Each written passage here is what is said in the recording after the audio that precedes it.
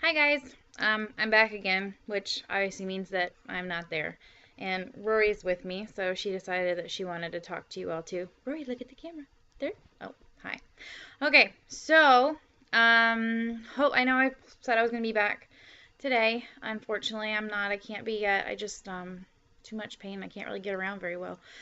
But I'm hoping to make it back at some point this week, and at that point I'll need some people to kind of push me around on my wheelchair. So that won't be very fun, but so you better start practicing your driving.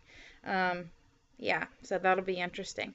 But I wanted to talk to you a little bit. I'm going to have you watch a quick video. Miss High is going to show it for me, and it's about what you're going to be doing in class today. It deals with what we talked about before you went to the play when you should watch my other video about how I said you needed to pay attention for specific things that you liked about the play, like special effects or costumes or set design, all that kind of jazz.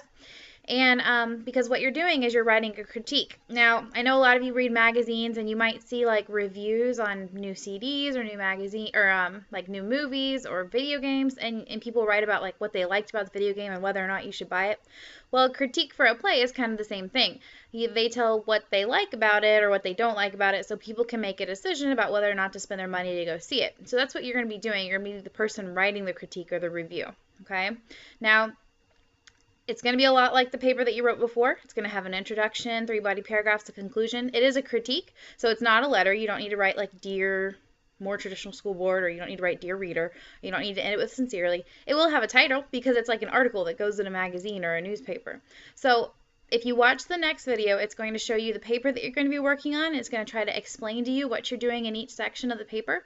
And I'm also giving you kind of another handout that gives you all the directions that I go over in the video and probably a few more. So that'll help you work on it as you actually write it. And that's what you're going to be working on in class today. I think we've lost Rory. She's given up on you guys. Evidently, she got bored of me talking too. Oh, yeah, we're yawning. Okay, so anyway, I love you guys, and hopefully I'll see you soon, and it'll be good to see you because I'm getting tired of sitting around here and pretty much just walking to the bathroom and coming back to the couch or bed. So, all right, I'll see you soon, guys. Bye. Okay, guys, so this is what you're going to be working on today. After you went and you saw the play on Friday, I told you to think of 3 things that you could talk about, like special effects, or you could talk about the characters themselves, or you could talk about set design, sound effects, all those types of things that go into making a play that are kind of what makes a play different from just reading it in a book. But anyway, what you're going to work on today is your brainstorm. Now your paper is going to look a lot like your paper that we wrote a couple weeks ago about whether or not sports should stay at more traditional. So you're still going to have your introduction, your 3 body paragraphs, and your conclusion. And really, this document looks just about the same as the other one you filled out as a brainstorm for your paper before. But we're going to try to fill more of it out this time. Last time you pretty much just filled out the main points and your thesis, but I want you to work on your introduction as well. But remember, your whole paper exists to prove what? Well, your whole paper exists to prove your, hopefully you're saying thesis right now. Okay, and remember, your thesis comes right here. It's right at the end of your introduction, okay? So if you look, it says, overall, the Actors Theater production of A Christmas Carol was blank because of blank, blank, and blank. So the first blank right here is where you're going to input an opinion, okay? Did you think it was entertaining? Did you think it was excellent? Did you think it was really disappointing? You have to choose that as the viewer, okay? But then it says because of blank, blank, and blank. Okay, now what these 3 blanks are going to be the basis for your 3 main points. If you look down here, you've got BP1, BP2, BP3. So if you say that it was entertaining because of the perhaps set design, the sound effects, and the actors and actresses, those might be my 3 main points. Okay, and I would fill these into these blanks. Now, some of you already know that a good thesis does preview your 3 main points because I saw that in your writing. We didn't really talk about that last time because we were really just getting what is a thesis, but this time we're going to add that in. It's going to preview our 3 main points, so 1, 2, and 3. So naturally, your main point number 1 is going to come down here into reason main idea 1, and you're going to want to write a topic sentence.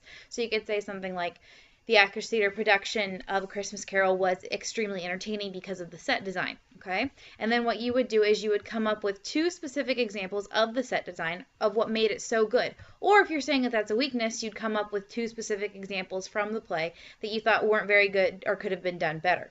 And then your second point that you're going to put right here in your thesis is going to come down here. okay? And you are going to work on coming up with a good topic sentence that introduces the second point of your second body paragraph. Okay, and then you're going to find evidence that supports that. Now, it could be, if your opinion is negative, these three things could be weaknesses that you saw in the play. If your opinion was positive, they could all three be positives, and you would pick evidences for each. And the same thing would happen with your body 3 paragraph. Okay, so these 3 paragraphs, this is 1, this is 2, this is 3, need to go in the same order that your thesis goes in, because your thesis is telling your reader, this is what I'm going to talk about, and this is the order I'm going to talk about it in. All right. Now, once you've tackled your wonderful thesis and your 3 body paragraphs, then you can go back and start working on your hook, and you can start working on your background, giving a summary of this plot and like maybe where the play is showing and how long they're showing it, that kind of thing. After you've got your introduction done, then you can go on and work on your conclusion, which is almost just exactly like the conclusion that we looked at before, okay, and that we tried to write before. You got your thesis. Now, the 3 main point parts is going to be a little bit hard because you don't want to completely repeat yourself and sound like a robot, repeating. So you might have to put a little bit of thought into that about how you're going to remind the reader. And then lastly, you're going to leave the reader thinking, or you're going to call them to action somehow. And that, like I said before, that's probably about the hardest part. So that's what I expect you to be working on in class today. I'm also going to give you a handout that kind of walks you through it, so make sure you use that. And whoever your sub is will be going over that with you as well. So this is kind of like a bonus. All right, so there you go. Good luck.